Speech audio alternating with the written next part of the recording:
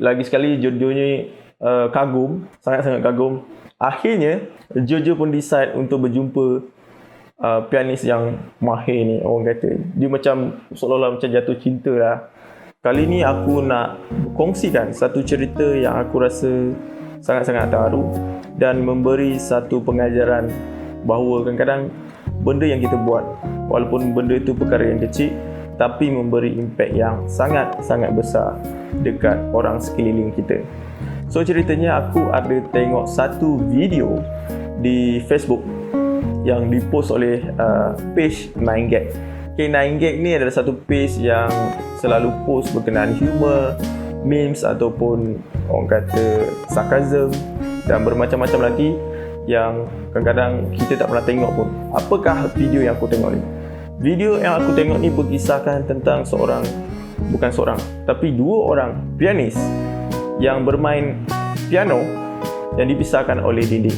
So ceritanya dua pianis ni tak kenal satu sama lain, tapi diorang boleh berduet. Pianis pertama ni bernama Giorgio. Tak tahu lah betul ke tak aku sebut ni. Giorgio daripada Itali. Kiranya dia warga negara Itali dan menetap di London. So cerita ni berkisahkan di London. Tak tahu lah dia sewa dekat London ke, dia ada kerja ke something kat London, aku tak tahu.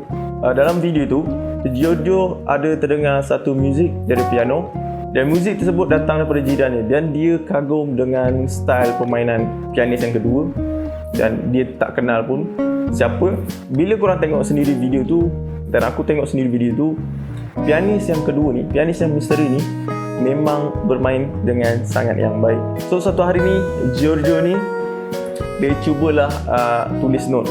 Dia tak tahulah macam mana, mungkin dia selit bawah pintu tanpa berjumpa, tanpa kenal, dan dia hantar note. Dia kata boleh tak mainkan lagu ni. Dan akhirnya pianis yang kedua tu, pianis misteri tu memainkan muzik yang di request oleh Giorgio. Dan Giorgio yang kali kedua dia kagum. Akhirnya dia pun decide untuk tulis orang kata note yang kedua untuk request berduet. Kalau korang nak tahu, Giorgio ni pun mahir dalam orang kata bermain piano. Dalam note tersebut dia kata Giorgio ni akan start dulu. Bila Giorgio ni berhenti, pianis kedua tu sambung. Akhirnya pianis kedua tu sambung muzik atau lagu Giorgio dah mainkan pada awal tadi. Lagi sekali Giorgio ni kagum, sangat-sangat kagum. Akhirnya Giorgio pun decide untuk berjumpa pianis yang mahir ni. Orang kata dia macam seolah-olah macam jatuh cinta lah dengan mainan, orang kata mainan pianis ni. Tanpa disangka, kalau korang nak tahu, pianis yang kedua tu adalah seorang lelaki yang berumur 78 tahun yang bernama Emil. Daripada situ juga, dari perkenalan dia, rupanya Emil ni bukan orang kata memang dia stay dekat situ. Patutlah dia tak pernah dengar sebelum ni. Kiranya Emil ni hanya sementara dekat situ, sementara dia tunggu rumah dia untuk dijual. Dan daripada situ juga Giorgio tahu yang Emil duduk berseorangan selepas wife dia meninggal disebabkan COVID. Daripada situ juga Giorgio pun dapat tahu yang Emil akan bermain piano setiap weekend, setiap hujung minggu, tepat pada 2 petang, pada jam 2 petang. Kerana Emil kata wife dia suka dia bermain piano pada jam 2 petang. Dan akhirnya diorang berduet dan dipisahkan antara dinding. Tak tahu video ni mungkin viral dekat TikTok ke apa ke, tapi memang orang kata satu kisah ni sangat-sangat menarik. Apa yang terharu dekat sini adalah Emil berusia 78 tahun, dia baru kehilangan isteri disebabkan COVID. Dan untuk orang kata mengembalikan memori atau untuk sentiasa mengingat isteri dia bermain piano pada hujung minggu tepat pada jam 2 petang. Okay, dia akan bermain. Sebab tu Giorgio dapat dengar muzik daripada piano tu. Okay, daripada situ juga selepas dia berduet beberapa kali, dia kata dia ada jangka masa dalam 2 bulan juga dia macam tu.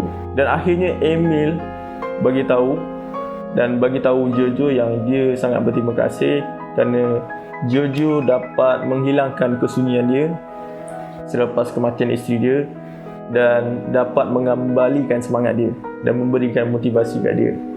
Korang mesti ingat yang cerita ni happy ending. Tapi malangnya, Jojo beritahu pada video tersebut, video yang aku tengok tu, dia kata dia ada horrible news, maksudnya berita yang tak menyenangkan, yang bahawa Emil ni dia telah pun tidur untuk selamanya. Sebab dia kali terakhir dia tengok, dia matikan lampu dan dia tak bangun.